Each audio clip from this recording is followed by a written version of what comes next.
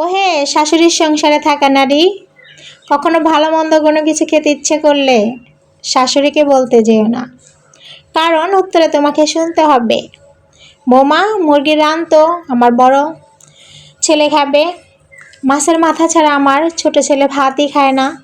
খাসির কলিজা তো তোমার শ্বশুরের পাতে দিতে হবে, উনি নিজেও কিছু খাবে না, তোমাকেও কিছু খেতে দেবে না, তাই না কয়া খায়া হালাও।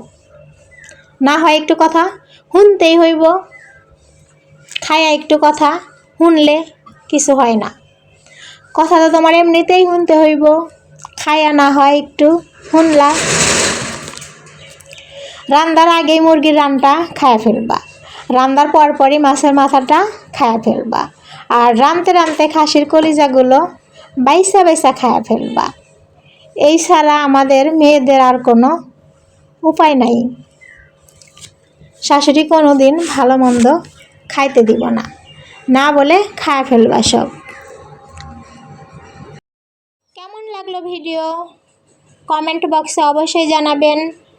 ভিডিও ভালো লাগলে লাইক কমেন্ট এবং শেয়ার দিতে ভুলবেন না। আর গরমের সময় কিন্তু তেল মশলা কম কম দিয়ে রান্না করলে খেতে কিন্তু খুবই মজা। এই সবজিটা খেতে খুবই মজা হয়েছিল।